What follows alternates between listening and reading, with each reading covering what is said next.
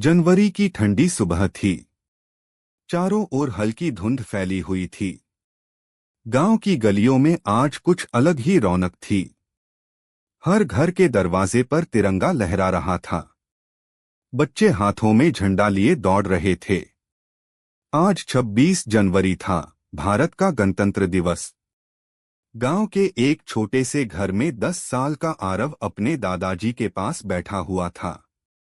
दादाजी आजादी के समय के गवाह थे।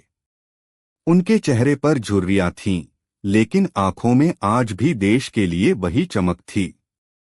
आरव ने दादाजी से पूछा, दादाजी, 15 अगस्त को तो देश आजाद हुआ था, फिर 26 जनवरी क्यों मनाया जाता है? दादाजी हल्के से मुस्कराए और बोले, बेटा, 15 अगस्त हमें आजादी मिली थी, लेकिन 26 जनवरी को हमें खुद से देश चलाने का अधिकार मिला। दादाजी ने बताया कि आजादी के बाद देश को चलाने के लिए नियमों की जरूरत थी। तभी संविधान बनाने का काम शुरू हुआ।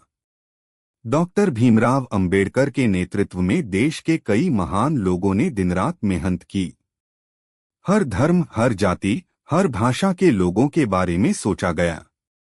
लगभग 3 साल की मेहनत के बाद भारत का संविधान तैयार हुआ और 26 जनवरी 1950 को लागू हुआ। उसी दिन भारत एक गणराज्य बना, जहां कोई राजा नहीं बल्कि कानून सबसे बड़ा होता है। आरव ध्यान से सुन रहा था। उसने पूछा, गणराज्य का मतलब क्या होता है? दादाजी ने समझाया, गणराज्य का मतलब है जनता का शासन। यहाँ हर नागरिक बराबर है। अमीर गरीब, ऊंच नीच का कोई भेद नहीं। सभी को समान अधिकार मिलते हैं। कुछ देर बाद आरव अपने दादाजी के साथ स्कूल गया।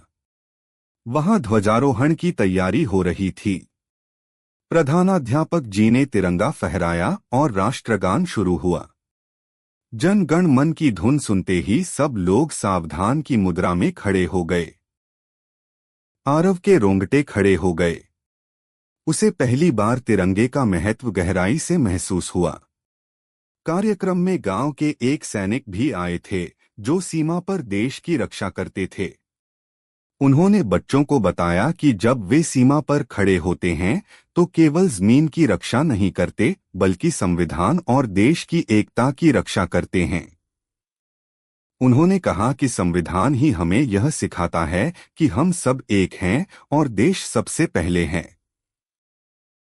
दादाजी ने आरव को बताया कि संविधान हमें कई अधिकार देता है, जैसे बोलने की आजादी, शिक्षा का अधिकार, धर्म की स्वतंत्रता और समानता का अधिकार। लेकिन साथ ही यह भी सिखाता है कि हमें अपने कर्तव्य,